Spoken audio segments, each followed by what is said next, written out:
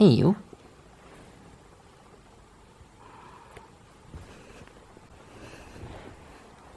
What? Oh, electric shock. Bessie. Hey. There you are. Huh. Static shock. You're very staticky today. Bessie. Hey, you.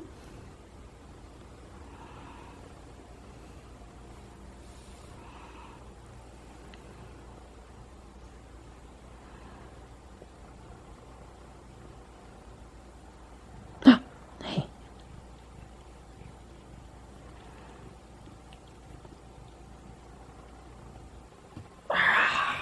Here we go. There's the cat.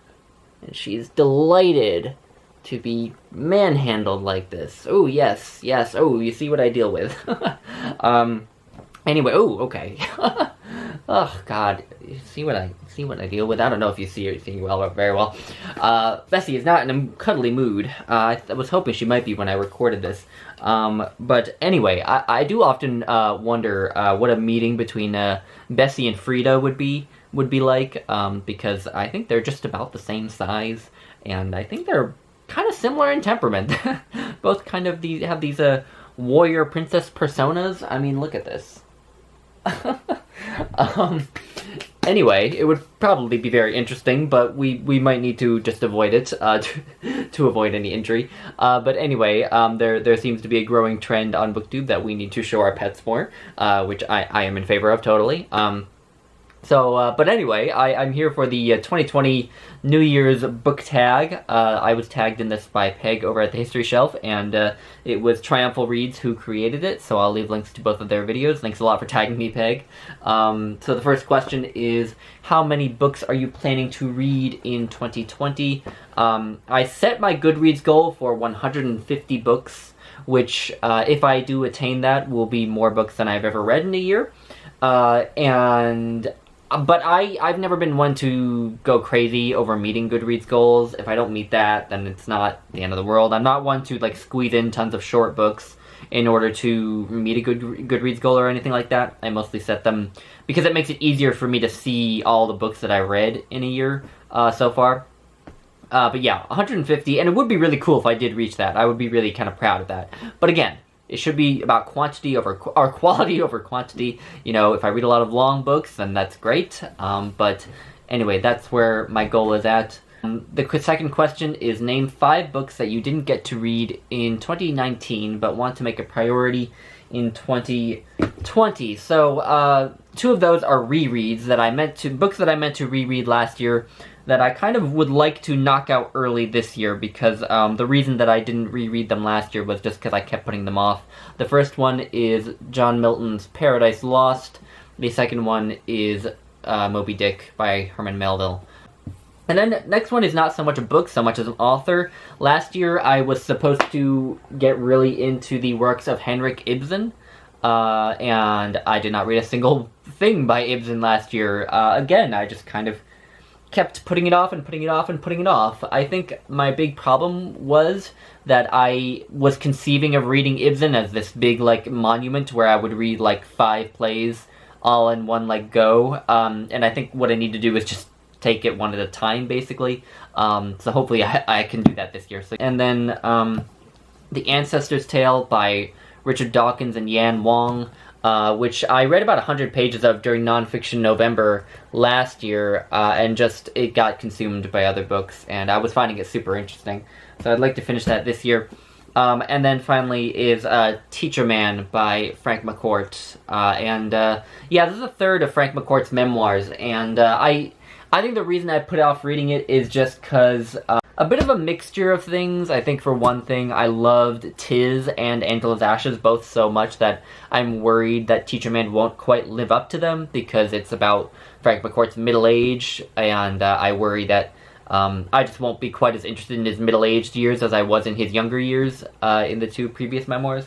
But also I think it's just being afraid of a series that I love ending. I just adore the memoirs of Frank McCourt. And so I'm just nervous to finish them out because I don't want them to be gone. I don't want to have read all of them. But I guess at that point you just reread, right?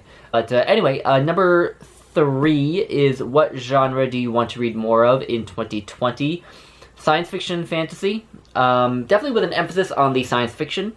I think science fiction is a much more interesting genre than fantasy, but I have some fantasies. I have the first 2 Temeraire books by Naomi Novik, The Lathe of Heaven by Ursula K. Le Guin. I have a Star Wars novel by Kathy Tyers, Roadside Picnic by Boris and Arkady Strugatsky. I have World War Z by Max Brooks, which might not exactly be considered science fiction or fantasy, but maybe it's more like horror, but because it involves like zombies, I would class it as sort of being vaguely similar to sci-fi and fantasy. And the vampire novels of Anne Rice, which again are a bit more maybe horror or thriller, but which because they have like vampires, I would sort of class vaguely in a similar vein as sci-fi fantasy. And then also I have the last 2 books in N.K. Jemisin's Broken Earth trilogy and the last 2 books in Frank Herbert's Dune saga. So yeah, certainly have several books to get me started on those genres for sure. Number 4, name 3 non-book related goals you want to pursue this year. So the first goal is to eat well, not to eat healthily. I already eat pretty healthily, and not to lose weight, certainly. I mean, you can probably all tell I'm pretty scrawny already, but just to eat well. I have long struggled with disordered eating, not with a real diagnosable clinical eating disorder, but certainly with body image issues and with eating kind of erratically.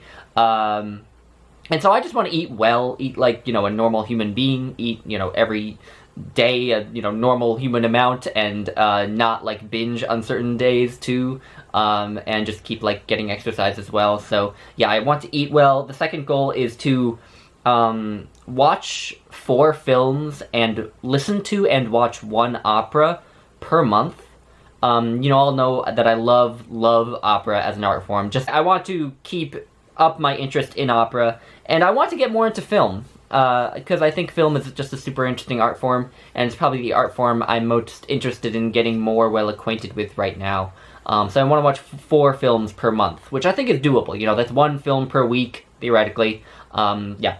And then the third goal is to pass my qualifying exam. So, as many of you may know, but some of you will not, who are new or haven't heard me say this before. I'm in a PhD program for social psychology, and so as a part of a PhD program, at one point you take a qualifying exam to proceed into PhD candidate status. Usually you wouldn't be able to do that until you'd done a master's thesis, at least in this program. But I came into the program with a master's thesis already, so I can take the qualifying exam a year early, and I don't have to do a master's thesis, which is super nice. And so basically this summer I will be given a list of articles, 50 articles or so, I think it is, classic articles that I and several other people will need to master, and then we'll take like an 8-hour exam, basically, where we sit down and answer questions that our advisors come up with. Yeah, so this summer is going to be pretty intense, and so this summer I will also be reading mostly light stuff, that those sci-fi fantasy books I'm saving sort of for the summer months, when I think I will probably need to be reading relatively easy stuff. So anyway, but I want to pass my qualifying exam. Number 5, what's a book you've had forever that you still need to read? I'm not really one to let a book that I'm itching to read sit on my shelves for too long before I actually read it.